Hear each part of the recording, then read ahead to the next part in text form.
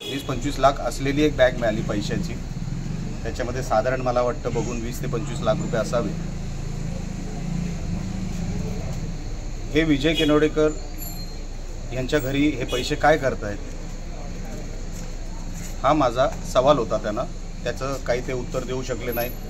ते म्हणतात मी बिल्डर आहे, कोणी पैसे दिले असतील, सेलचे पैसे झाले ते आता त्यांना सगळं यंत्रणेला सांगावं लागेल, निवडणूक आयोगाला सांगावं लागेल। मी हेच कालपासून किंवा अनेक दिवसांपासून म्हणतोय। काल रवींद्र चव्हाण साहेब मालवणमध्ये येऊन गेले आणि कालपासून वेगाने ही सगळी पद्धत पैशाची सुरू झाली।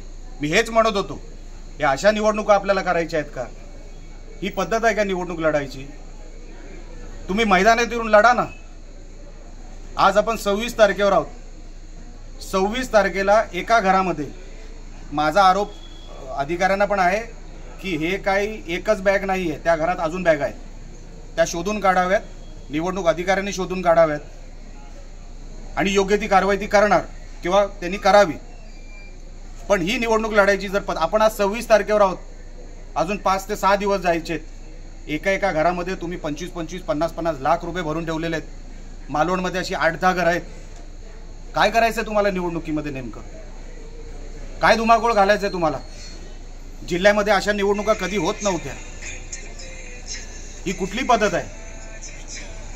ही निवडणुकीची जर पद्धत असेल तर काय निवडणूक लढून फायदा आहे?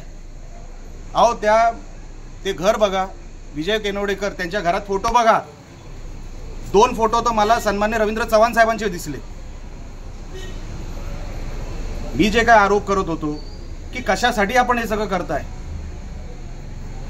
पुरा वातावरण गढूळ करून टाकायचं, शहराची वाट लावायची, ह्यांना काय विकास करायचा नाहीये, ह्यांना हेच करायचंय, कुठल्या तरी मार्गाने हेच करायचंय।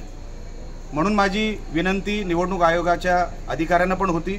फ्लाइंग स्क्वॉड आला होता आणि सन्मान्य PI जगताप साहेब होते, त्यांनाही मी सांगितलेलं आहे, साहेब उद्या मी परत तुमच्या कार्यालयामध्ये येणार, मला तुम्ही काय कारवाई करताय हे भारतीय जनता पक्षाचे मी यादी देणार आहे। कोण कोण कार्यकर्ते इथे पैसे वाटतायत ते? पप्या तवटे, तो रुपेश कानाडे, तो रणजित देसाई, तो मोहन सावंत, अंगावर पैसे घेऊन वाटतायत सगळे।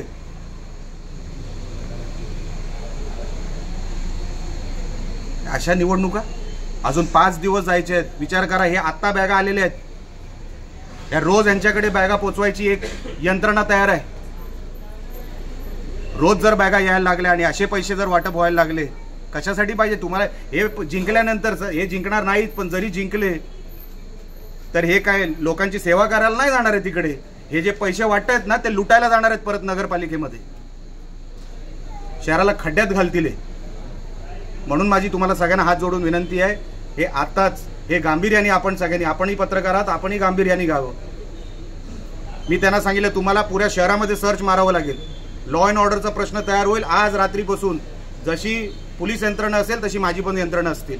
मला बघायचं या शहरामध्ये हे कोण धुडगूस घालतोय ते, पण मी हे होऊ देणार नाही। मी सगळ्या यंत्रणेला सांगितलंय माझ्याकडून पूर्ण सहकार्य मिळेल, पण हे सगळे जे घाणेरडे प्रकार चालू ना ते थांबवावेत।